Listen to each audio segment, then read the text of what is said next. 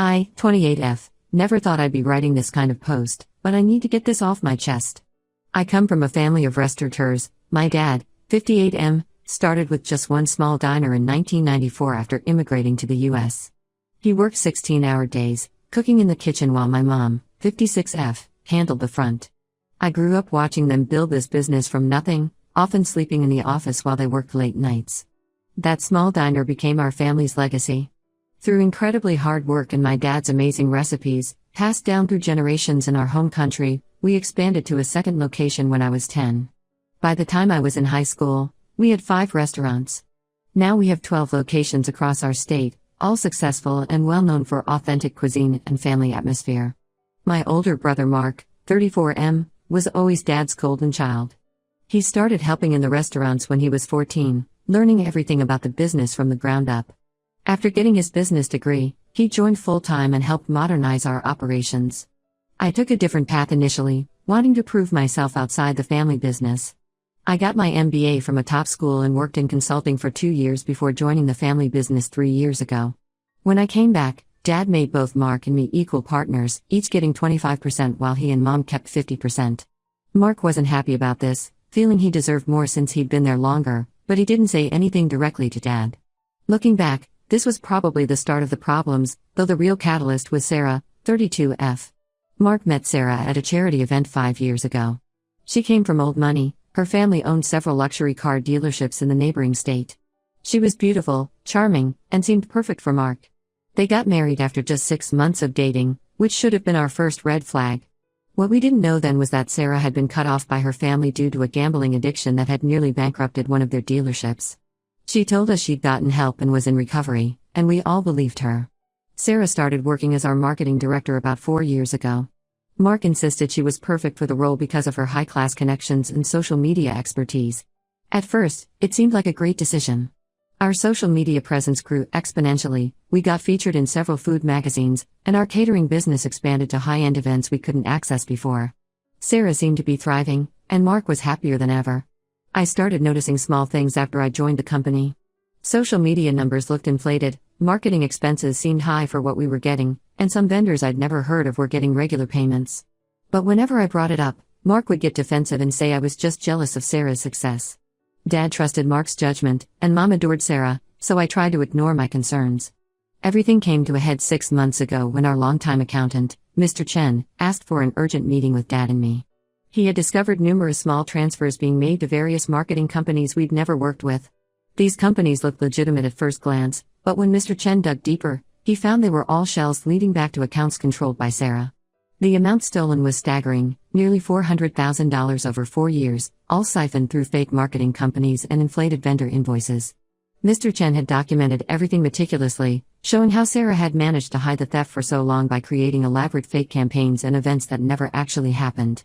When we confronted Sarah with the evidence, she broke down completely. She admitted to everything, crying about how she had relapsed into gambling 2 years after marrying Mark and how the debts had been piling up. She begged for another chance, promising to pay everything back if we didn't go to the police. Mark's reaction was what shocked us the most. Instead of being angry at Sarah's betrayal, he defended her. He argued that she was sick and needed help, not punishment. He reminded Dad about how much the business had grown since Sarah joined and suggested we could write off the stolen money as marketing expenses. When Dad refused and said he wanted to press charges, Mark threatened to sell his shares to one of our competitors. The family is completely divided. Mark and Mom think we should handle this privately to protect the family's reputation. They're worried that a scandal could hurt our businesses and destroy everything we've built. Mom keeps saying that family should stick together no matter what and that Sarah deserves a second chance. But Dad and I believe Sarah needs to face consequences. We already gave her a second chance by trusting her with our business after what she did to her family. Yes, we just found out about that. Sarah's parents contacted us after hearing about the situation from a mutual friend. Apparently, Sarah had done almost the exact same thing to their dealership years ago, embezzling money through fake advertising companies. They had chosen not to press charges to avoid scandal, and Sarah had used that second chance to do the same thing to us. Now Mark and Sarah are trying to strong-arm us. They're demanding that we either buy out Mark's shares at triple their market value or restructure the company to give them 50% ownership. Their lawyer sent us a letter threatening to go public with supposed internal issues that could damage our reputation if we don't comply. They're essentially trying to blackmail us after stealing from us. Dad is devastated by this betrayal. He had always planned to pass the business to Mark eventually, seeing him as the more business-minded child. Mom spends most days crying, torn between her children. The stress of all this is affecting Dad's health. His blood pressure is through the roof, and his doctor is worried about his heart. I've been gathering all the evidence and meeting with our lawyers. Dad has given me power of attorney and full authority to handle this situation since he's not in the best health right now. I'm planning to take legal action against both Mark and Sarah, not just for the theft but also for their attempted extortion. I know this will permanently damage our family relationships, but I can't let them destroy everything my parents built. Our lawyers say we have a strong case, but I'm worried about the impact on our business and my parents' health. Mark knows all our suppliers, has relationships with our best customers, and knows every secret recipe. He could do a lot of damage if he wanted to. But at the same time, I can't let him and Sarah get away with this betrayal. Am I wrong for wanting to pursue legal action? Should I give in to their demands to protect the family peace? I feel like I'm choosing between justice and family, and it's tearing me apart. Update 1: Things have escalated far beyond what any of us could have imagined. After my last post and reading your comments supporting legal action, I met with our lawyers and decided to press charges against Sarah. We filed all the necessary paperwork and had our attorneys notify Mark and Sarah formally. Their response has thrown our entire family into chaos. Instead of responding through legal channels, Sarah went on the offensive. She contacted several local news outlets and even a popular regional business magazine with a shocking story. She claimed our family business was built through money laundering and tax evasion, painting herself as a whistleblower who discovered these illegal activities while working as our marketing director. According to her story, we were framing her for theft to silence her and prevent her from exposing our criminal empire. The media attention was immediate and overwhelming. 3 local news stations ran stories about allegations of criminal activity at our restaurants. Our phones started ringing nonstop with reporters wanting comments. Several food bloggers who had previously praised our restaurants now posted about supporting businesses with ethical practices. We even had health inspectors show up at 2 of our locations, apparently tipped off about violations. We were forced to hire a PR firm and make public statements defending ourselves. Our lawyers advised us to be completely transparent, so we opened our books to prove our innocence. We had to show decades of clean tax audits and compliance records. This helped counter Sarah's allegations, but the damage to our reputation was already done. During this chaos, our forensic accountant made an even more disturbing discovery. While going through years of financial records to prove our legitimacy, he found evidence that Mark had been actively helping Sarah cover her tracks. Mark's signature was on many of the fraudulent transfers, and he had personally created several of the fake marketing companies they used to siphon money. What we initially thought was $400,000 stolen by Sarah alone turned out to be closer to $800,000 stolen by both of them. The forensic accountant found emails between Mark and Sarah discussing how to hide the transfers and create convincing fake marketing campaigns. Some emails dated back to before their marriage, suggesting this might have been their plan from the start. They had been systematically stealing from us while making it look like successful marketing initiatives. Mom, who had been defending Mark and Sarah until now, finally saw their true colors when Sarah tried to blackmail her personally. Sarah sent Mom a text threatening to tell everyone about Mom's supposed affair from 20 years ago, a complete fabrication that Sarah made up. She demanded $50,000 in exchange for her silence. Mom was devastated, not just by the attempted extortion but by the realization that Sarah would invent such a cruel lie about her. The stress of everything caused Dad to have a minor heart attack last week. He's stable now but had to spend 3 days in the hospital. While he was there, Mark and Sarah tried to take advantage of his absence. They attempted to call an emergency board meeting to vote on company restructuring, thinking Dad wouldn't be able to attend. They didn't know that Dad had already signed power of attorney to me, making their attempt completely useless. But that wasn't the end of their schemes. We discovered through some of our longtime clients that Sarah had been contacting our major suppliers and biggest customers. She was telling them that our company was about to go bankrupt due to tax fraud investigations. She offered to help them transfer their contracts to a new restaurant company she and Mark were planning to start.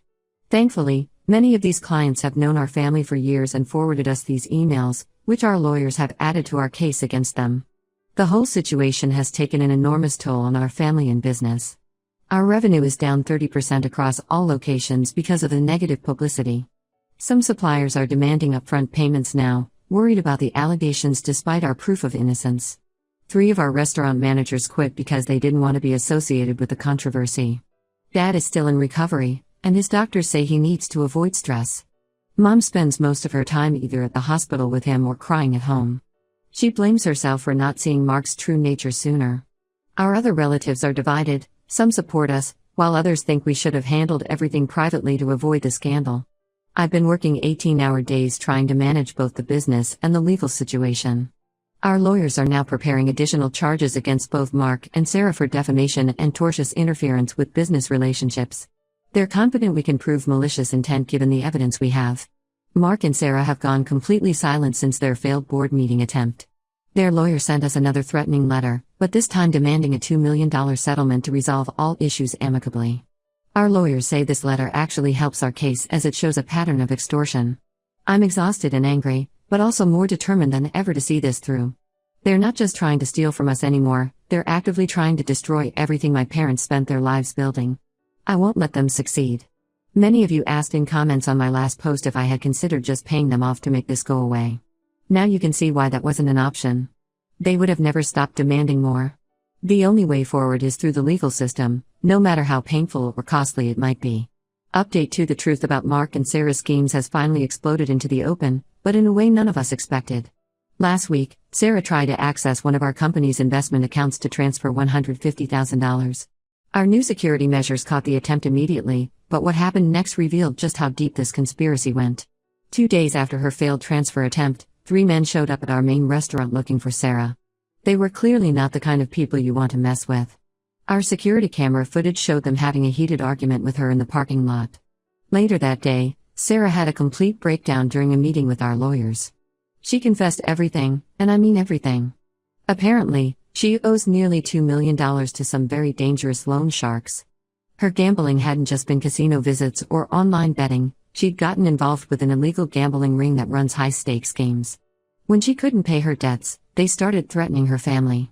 But here's the real bombshell: Mark was involved in the gambling too. Sarah revealed that they had targeted our family business specifically because we were family and would be less likely to suspect them. Their entire relationship was built on this plan. Mark had known about her past schemes with her family's dealership before they even got married. He had similar gambling problems but had hidden them better. According to Sarah, Mark was the one who came up with most of their schemes. The fake marketing companies? His idea. The media attack plan and fake whistleblower story? Also his plan. They had been using the stolen money not just for Sarah's debts but also to cover Mark's losses. Sarah showed us text messages and emails proving Mark had orchestrated everything from the beginning. The most devastating revelation was about our recipes and processes. Our family's recipes, passed down through generations and perfected by my dad, were one of our biggest assets. Sarah confessed that she and Mark had been selling our confidential information to competitors for the past 2 years. They had made deals with 5 different restaurant chains, selling them not just our recipes but also details about our suppliers, cooking processes, and even our expansion plans. This explained why several competing restaurants had suddenly started offering dishes very similar to our signature items. We had noticed the similarity but never imagined it was because they had literally bought our recipes. They even sold the special spice blend that my grandfather had created, something that was supposed to be a closely guarded family secret. Our lawyers immediately filed additional charges against both Mark and Sarah for corporate espionage and theft of trade secrets. They're also preparing lawsuits against the restaurants that bought our stolen information. The evidence Sarah provided makes these cases pretty much airtight. Sarah's parents have also come forward with more information about her past schemes. Apparently, what she did to their dealership was even worse than they initially told us. She hadn't just stolen money, she had also sold confidential client information to competitors and tried to frame her brother for the theft. They regret not pressing charges back then, saying their attempt to handle it privately only enabled her to do it again. The most shocking part was learning about Mark's gambling debts. Sarah showed us records indicating he had lost over $1.5 million in the past 3 years. He had been using company money to place bets through offshore gambling sites, carefully hiding the transactions through their network of fake companies. Some of these bets were on local high school sports games, which is not just ethically wrong but also highly illegal. We've had to hire forensic accountants to go through every transaction from the past 5 years. They're still finding new fake companies and hidden transfers. The total amount stolen might end up being well over $1 million when everything is tallied up. Dad hasn't said a word since learning about the recipes being sold. Those recipes were his pride and joy, representing our family's heritage and his life's work. Mom is beside herself, alternating between rage at Mark's betrayal and deep depression about raising a son capable of such actions. I've been working with our chefs to modify our recipes and processes to differentiate ourselves from the competitors who bought our stolen information. It's hard work, but we're determined to rebuild and make our food unique again. Dad has even started coming to the kitchen some evenings, quietly working on new recipes for the first time in years. The criminal investigation is now focusing on both the gambling ring and the corporate espionage. The FBI has gotten involved due to the interstate nature of their schemes and the illegal gambling operation. Our lawyers say Mark and Sarah are both looking at serious prison time. Update 3: The legal proceedings have finally concluded, and justice has been served, though the aftermath has left our family forever changed. Both Mark and Sarah were found guilty on multiple charges including grand theft, fraud, corporate espionage, and criminal conspiracy. Mark was sentenced to 8 years in prison, while Sarah got 6 years. The judge also ordered them to repay $1.8 million in restitution, though realistically, we'll probably never see that money. The civil case went in our favor too. The court granted our request to forcibly buy out Mark's 25% ownership at market value, significantly less than the inflated price he had demanded months ago. All the competing restaurants that bought our stolen recipes had to sign settlements agreeing to stop using our recipes and pay substantial damages. Sarah's parents' testimony proved crucial in the trial. They provided detailed records of her previous schemes, including evidence that Mark had actually helped her deal with the fallout from defrauding their dealership, something that happened before they even started dating. This proved their relationship had been built on deception from the very beginning. The gambling ring investigation led to some major arrests in our area. We learned that Mark had been acting as a sort of recruiter, bringing in wealthy business owners to their high-stakes games. The FBI found evidence that he had tried to recruit several of our restaurant suppliers too, which explained why some of them had been having financial troubles lately. Dad has officially retired from daily operations but still comes to the main restaurant almost every day. He's found healing in the kitchen, creating new recipes and teaching them to our chefs personally. The betrayal about the recipes hit him hardest, but watching him work on new dishes has brought back some of his old spark. Mom had a harder time healing. She refused to attend the sentencing and hasn't spoken Mark's name since the trial. She's focused all her energy on our childhood charity project, providing meals to underprivileged kids, something Mark always complained was a waste of money. The business has actually emerged stronger from this crisis. Our transparency during the scandal and the vindication through the courts earned us customer loyalty. Many regular customers made a point of supporting us during the tough times, and our new recipes have been receiving rave reviews. We've implemented strict financial controls and background checks for all management positions, making the company more secure than ever. Mark tried to contact us from prison last week. He sent letters to everyone in the family claiming Sarah had manipulated and trapped him, that he was a victim too. Dad threw his letter away unopened. I read mine, it was full of excuses and attempts to shift blame. He still doesn't understand that his actions, not Sarah's manipulation, destroyed our family. Sarah filed for divorce from prison, likely hoping it would help her get a lighter sentence. It didn't work. Her father told us she's already trying to scheme with other inmates, proving she hasn't changed at all. I've taken full control of the business now, holding 75% ownership while my parents keep the remaining 25% in a trust. We've opened 2 new locations in the past month, and there's talk of expanding to neighboring states. Dad's new recipes have created quite a buzz in the restaurant scene, with food critics calling them a bold reinvention of classic favorites. Some family members still think we were too harsh on Mark, that prison time for a family matter was excessive. But we know we did the right thing. Some betrayals can't be forgiven, and some family bonds, once broken, can't be repaired. We're focusing on building a stronger future, honoring the real family values of hard work and honesty that my parents originally built this business on.